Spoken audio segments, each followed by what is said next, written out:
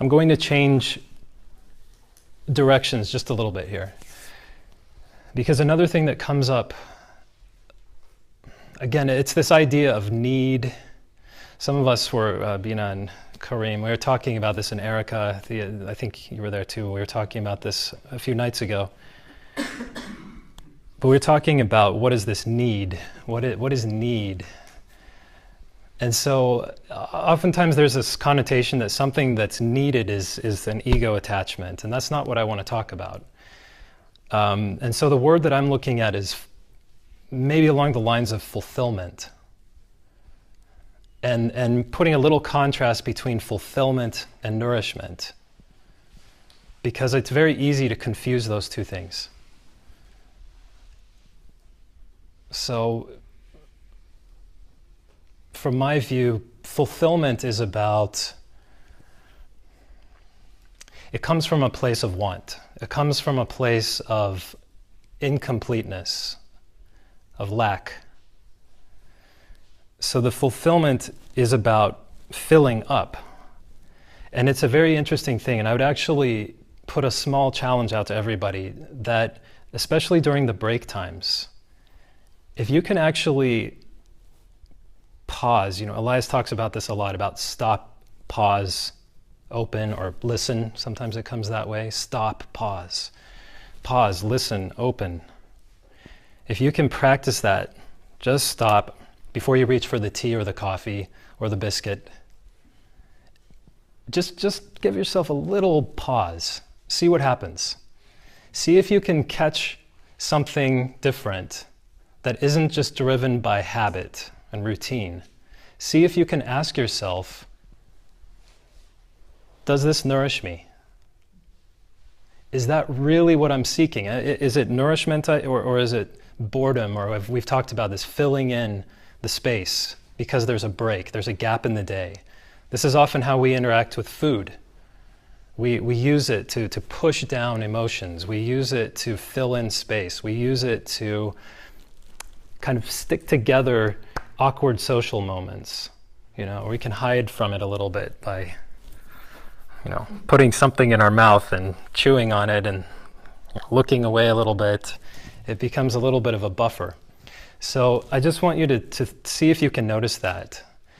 And I'm going to add to that, this is one thing I hadn't really planned to say, but it makes sense to say it, and that is one of the signs of our body that we so often miss, and I just saw one water bottle come up, so that's perfect, good cue, is that we often don't realize that we're thirsty, and we mistake that for the reach for food. We feel something needs to come in, but rather than just drink some clean water, we go for something else, like a little sweet. And we recognize that very subtle signal of something. But what is it? So I'd like to just put another little challenge out to everyone and just see if you can notice more as you're eating this week, as you're pausing on a break and wondering, how do you need to care for this? What does this need? What do we, as this moving universe, need? And just see if you can notice something new, something different. Do you need a drink of water? Do you need to go back to your room and just switch off for 10 minutes? Just lie down on your back. Let your parasympathetic nervous system activate so you can relax, which is one of the reasons I presume everyone came, is to feel that deep, deep relaxation. So I would just offer out there the ability to give yourself the permission to do whatever you need to do self-care. Okay.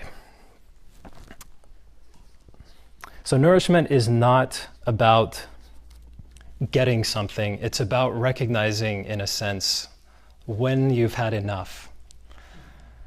And I'm going to say another little Japanese phrase that I've learned, which actually applies to many things, but they especially use this phrase around eating and being full in the belly.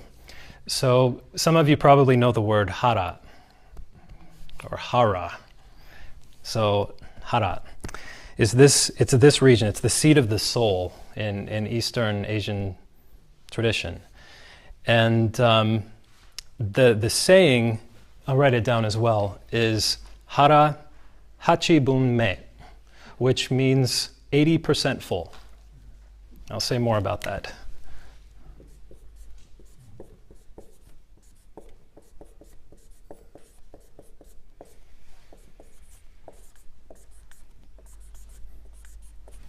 I apologize if that's faint. I used a different marker. So, hara hachibun me. Now, this is not an unfamiliar idea.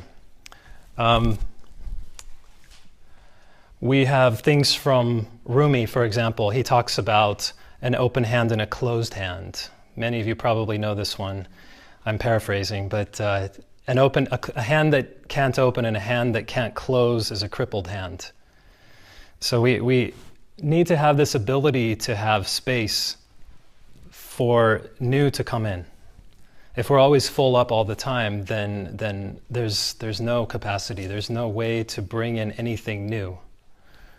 And so this little phrase, hara hachi bunme, is, for me, you may not connect with it the same way I do, but it's a nice thing. It's just 80% full.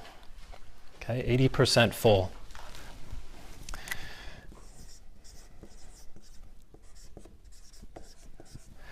Okay.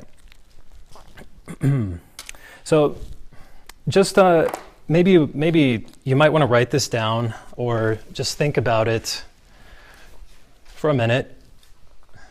Just do a quick inventory and ask yourself, what do I do to nourish myself each day? Are there things that you can find, that you can call out and point to, that you know you're doing to nourish this being, this radiant being, each and every day?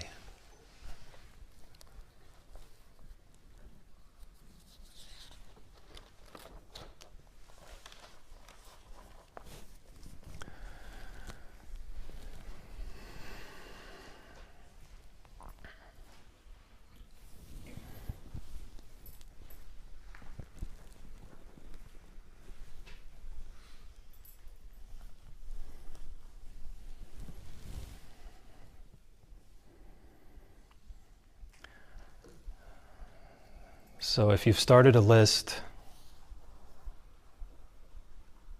I would suggest that you come back to that list at a later time. Don't try to populate it completely right now.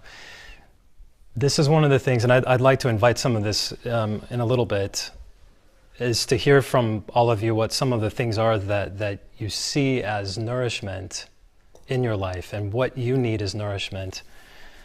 But for now, let's just feel what this is a little bit, because it's very tempting to make a list of shoulds, or maybe checklists of, yes, I have done this, or I must do this.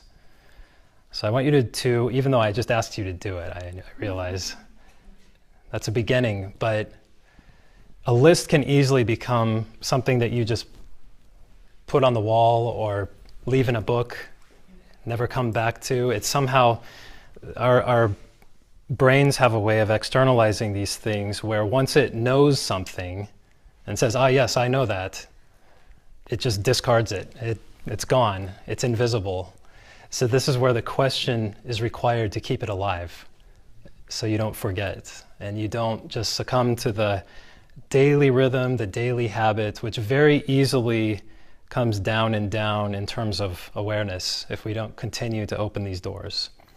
Air out the house, open the windows.